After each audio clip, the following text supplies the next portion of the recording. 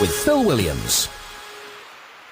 So, Roland Orzabal then, caught up with him earlier on, one half of Tears for Fears. The band sold over 30 million albums from their debut back in 1982, one of the biggest selling bands of the 80s. And Roland, aside from telling us about potential new material, is talking to us about a debut novel that he's written. It's come out as an ebook initially, digital only. It's called Sex, Drugs and Opera Star. And an offer for him to take part in Pop Star to Opera Star, remember that on ITV, spawned the novel, which follows a middle-aged rocker invited to take part in a reality TV show. So I'll ask him in a moment how semi-autobiographical it actually is, but here he's explaining more about how the novel came about. Well, I'd been writing for several years, something extremely ambitious, full of purple prose and philosophical musings, and I was kind of tying myself in knots. And then it was a new year. I was down in Barbados with my wife, as you do, and I got an email from via my agent from ITV asking me to go and audition for the ITV show Pop Star to Opera Star. Now, I kind of thought, this is really weird. Do they know that I used to sing opera? And that may sound strange to a lot of people listening, but when I was about 17, I did about six months of opera training. It came free from someone who heard me singing live. Actually, Noel Coward's Bittersweet. Is that right? Yeah. I was plucked from a school performance of Pirates of Penzance, and then within 6 months I was on stage at the Theatre Royal in Bath, and then it led to these opera lessons, which was fantastic. So when this email came through from ITV, I thought, well, do they know I used to sing opera? So I agreed to go along and do the audition, even though it's not my natural instinct to sort of do reality TV, or even though I'm a huge fan. Right. And then I guess what happened to me was, I got very excited about the prospect. I did the audition. I enjoyed it very much, and then started downloading the 15 most popular arias by a bass baritone, so that I would play them over and over and over again and get myself really, really prepared for the next stage.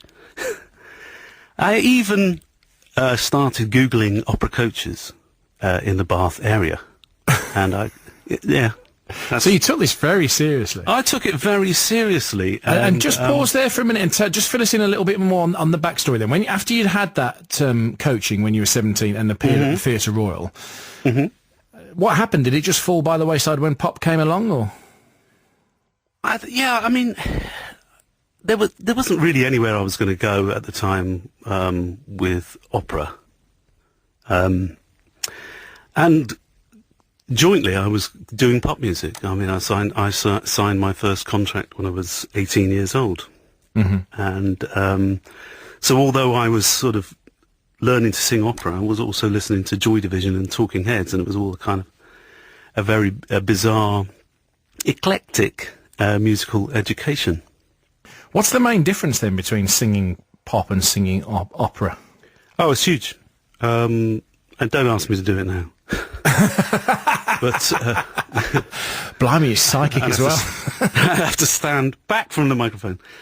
No, it's hugely different. I mean, pop. I mean, this is what they say. I mean, you should have singing lessons, so just to save your voice. I've done, every time I tour with Tears for Fears, and I've done a lot of touring, all of my warm-ups before the show are the warm-ups I was taught by an opera coach when I was 17. So it's come in very handy. But I look back, or I listen back to what I was singing like with Tears for Fears when I was sort of 19, 20, 21, and I'm not particularly proud of it. You know, it's quite a sort of pinched sound, shall we say. So keen to do well on the show, Solomon hires Dr. Eugene Sparks, an 83-year-old ex-professional opera singer who lives on a freezing Dutch barge on the Kennet and Avon Canal east of Bath with Tilda. And how much of that is similar to the guy that you work with? Well, when I sort of was researching the opera coaches, as it says in the book as well, I mean, I found a couple in Bristol that far too resembled the coach I was, the opera coach I auditioned with in London. I thought I better not go there. There was this, there's a fantastic website called Mozart Line. No, sorry, it's called Schubert Line. Yeah. And it's, you know, it lists all the coaches, vocal coaches in your area. And there was a guy who was 83 years old at the time who lived in Bath. And I thought, and I actually did get in touch with him. He didn't get back to me, fine.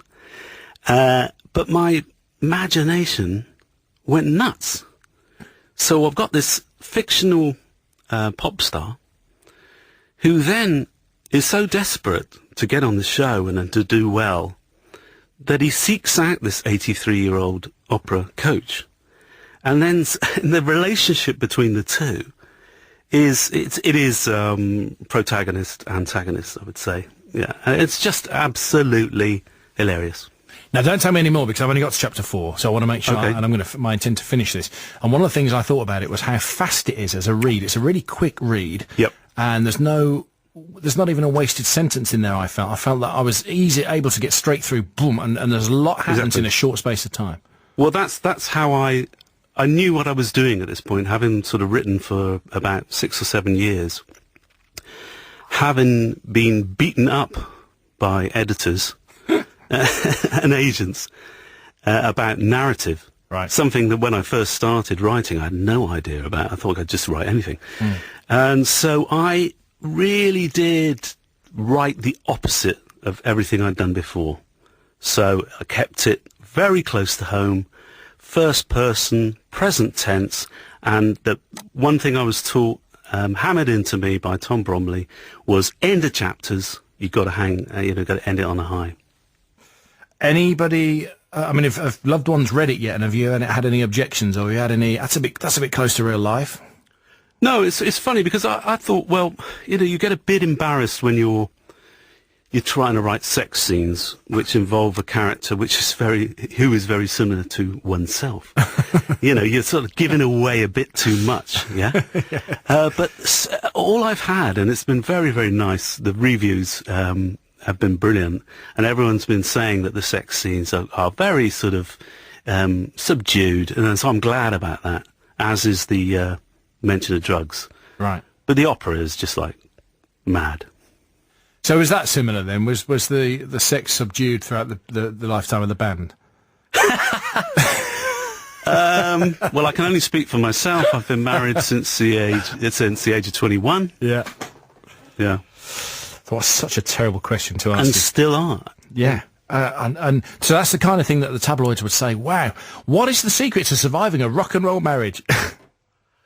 Yeah, well, someone asked me that earlier in the restaurant. What is the secret? I don't know. Just lack of... I mean, just sort of being a relatively boring person when it comes to relationships, I think, I mean, I've been with my wife since, well, we were sort of teen sweethearts, so it's the comfort zone, and, we'd sort of joined at the hip. Do you look back on those times and wonder whether you've missed out on some of the excesses that other bands had because of the relationship already been in place, or do you think actually once you've struck gold, why bother going for bronze or silver? Exactly. You answered your own question there. Fair enough. I've got to stop doing that. No, I mean, no. It's the thing. The thing is, this we spent so long doing The Hurting, the first record, and I've said this a million times that by the end of the record, Kurt and I were professionals, and from then on we were doing a job. So there may have been a few excesses along the way, but it never really got out of hand. Because you treated it as your 9 to 5, in quotes. Well, because I was, for me, the music was absolutely the most fundamentally important thing. And I was, one of the backroom boys, production, etc., and that was the main thing I cared about. Do you know, it's funny that, Keith Richards said the same thing to us when we interviewed the Rolling Stones. This was a few years back, and I asked him who the last member of the band he'd fallen out with, and he said it was Mick, and I said foolishly, was that about women? And he said, no, Cat. He called me Cat. He said, no, Cat, it's never about women. There's always enough to go round. It's about music. It's always about music. And I think we, the public, maybe get this impression that musicians are in it for rock and roll, and actually the vast majority of the ones I've interviewed care first and foremost about the music and the quality of the songs. Oh, yeah, because we were competing, you know, with every other band that were around at the time. So someone would put out a record and we'd go, oh, my God, you know, Frankie Goes to Hollywood, relax. And you're thinking, how the hell did they do that? And that's all you just want to get as, you know, good as, if not better. So that drove us on. Well, it works because to date, and you can correct this figure if it's out of date already, but to date, Tears for Fears have sold over 30 million albums worldwide. Yeah. You'll go with that? Yeah. Yeah. I'm very, very happy, yeah. And what's also the most rewarding thing, I think, is when young artists come along and do cover versions of one of your songs, and you were just absolutely amazed by the way they've interpreted it. You know, such as Gary Jules, Mad World, and recently Lord covering Everybody Wants to Rule the World. It's just amazing. Yeah, so the Gary Jules track, I mean, that was the one that got you an Ivor Novello, didn't it? It got me my second Ivor Novello. Yeah. Which many years after the original song. Yeah, we'll have a listen to it and then we'll talk about it. Around me are familiar faces, worn out places, worn out faces, bright and early for the daily races, going nowhere, going nowhere. Their tears are filling up their glasses, no expression, no expression. Hide my head, I wanna drown my sorrow. No tomorrow, no tomorrow. And I find it kinda funny, I find it kinda sad. The dreams in which I'm dying are the best I've ever had. I find it hard to tell you, I find it hard to take. When people run in circles, it's a very, very mad,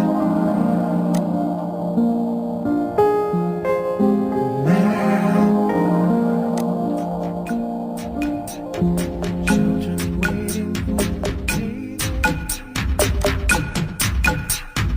All around me are familiar faces, worn out places, worn out faces, cracked and dirty for their daily races, going. So I wanted just to play your version as well, because I'm aware that for some people they may not know both, or they may not have made the connection between the two, because the Gary Jules version was I think it was 2004, wasn't it, Roland? I think it was 2003, Right. December, because it was December 21.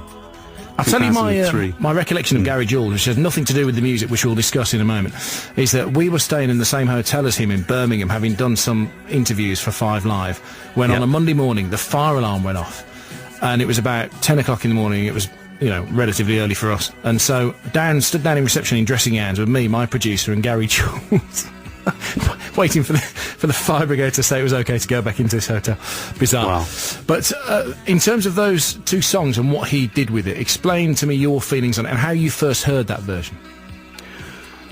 Well, I remember getting, in the days of fax, a fax from the publishing company asking for the use of Mad World in a film called Donnie Darko. Now, I quickly read the synopsis, and I noticed it was being produced by Drew Barrymore.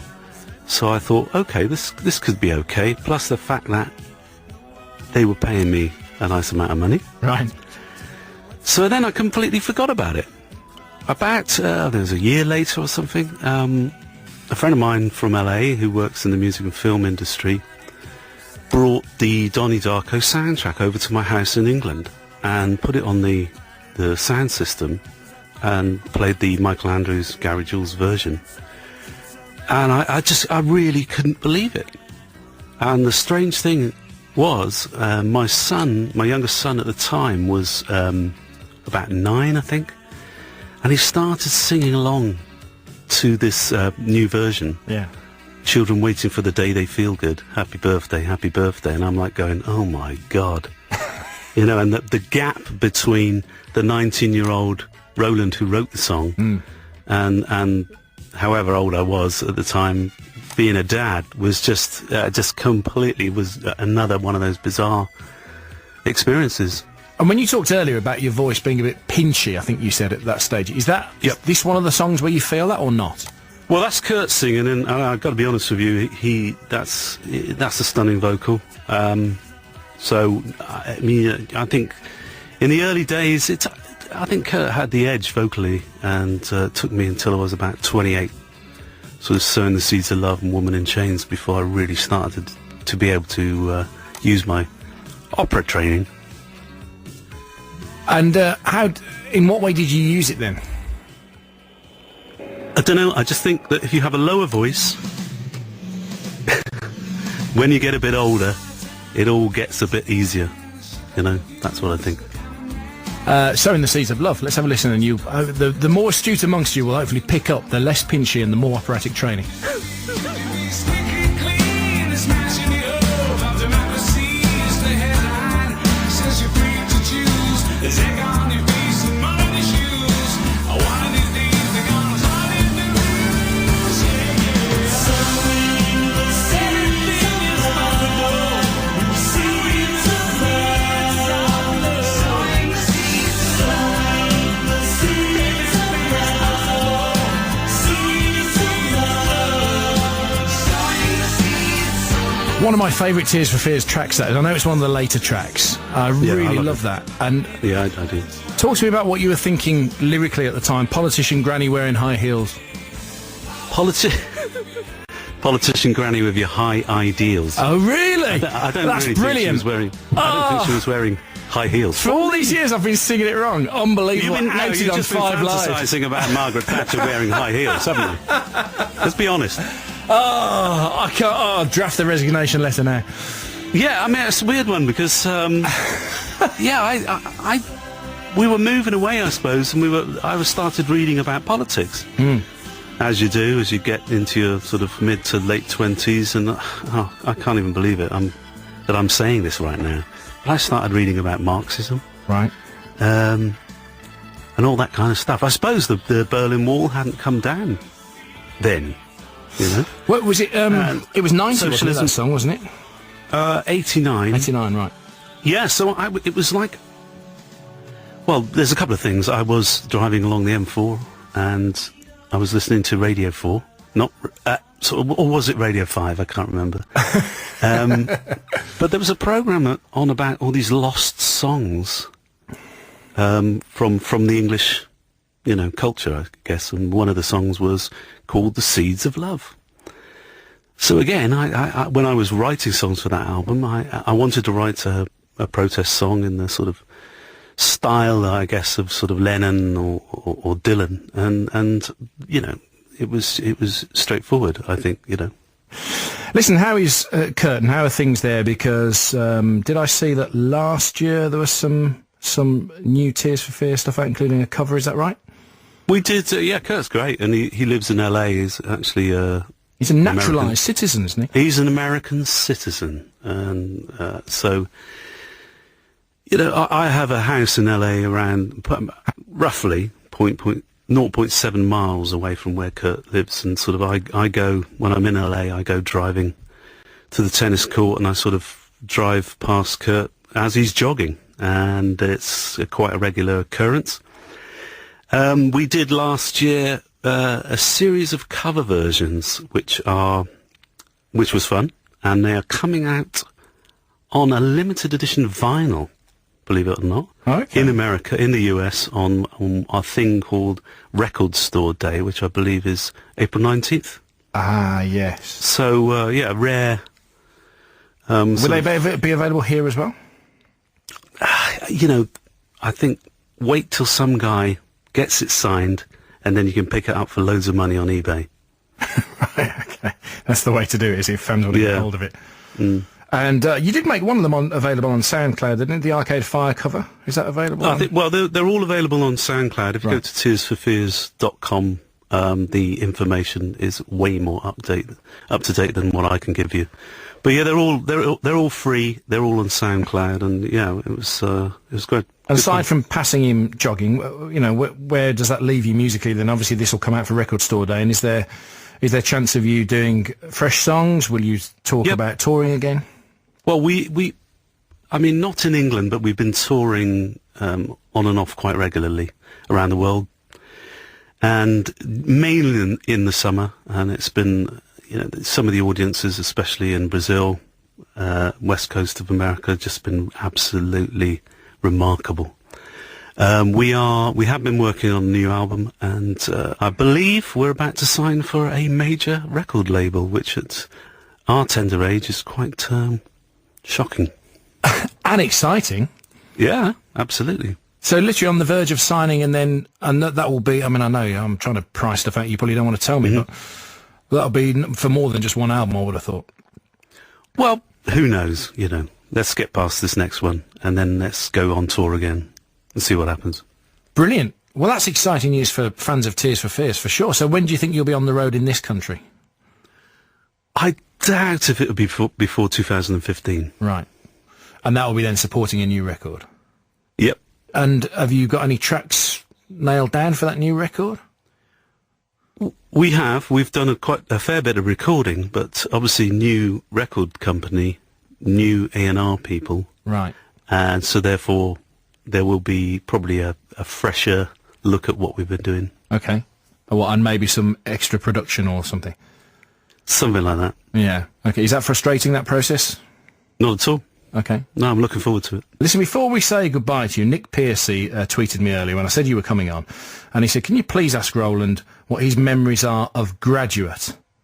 Because he said, I seem to recall that at least one of their singles made Record of the Week on Radio 1. Now, Graduate was the first band that you were in, or first signed band, am I right in that? Yeah, it was the first band that Kurt and I were in. It was a 5-piece. Because we got very, very excited at the time, and we had a minor...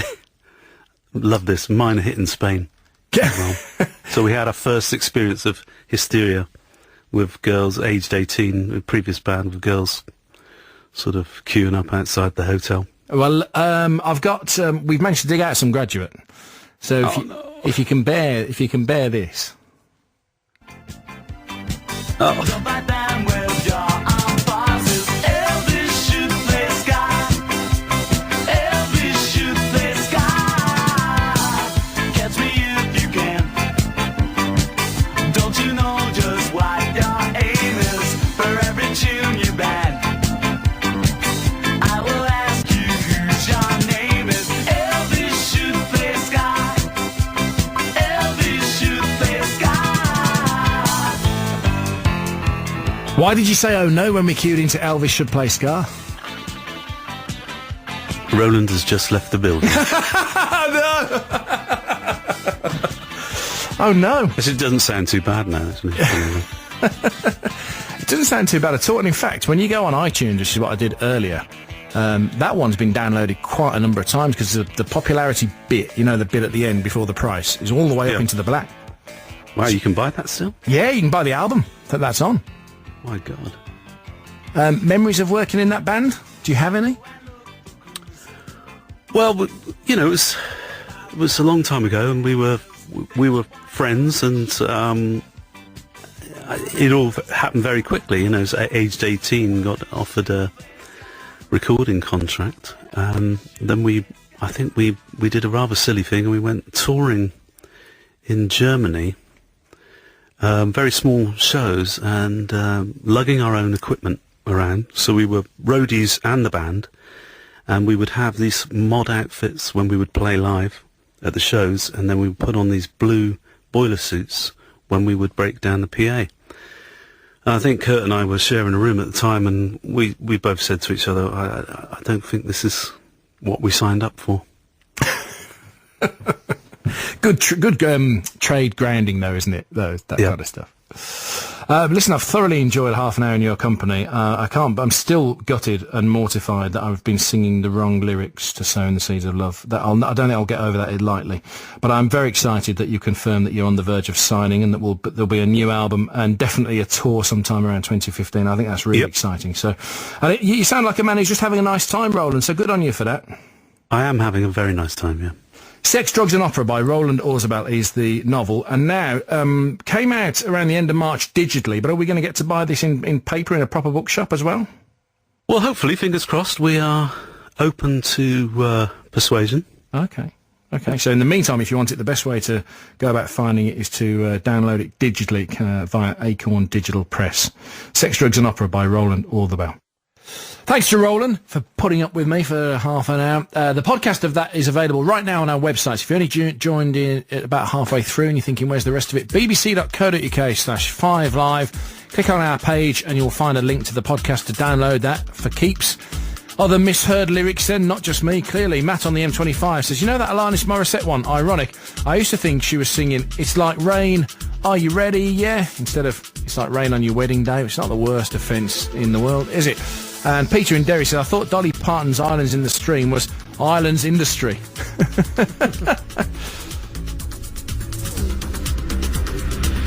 Coming up next on 5 Live. After midnight, our expert tonight is the mechanic Brian Miller.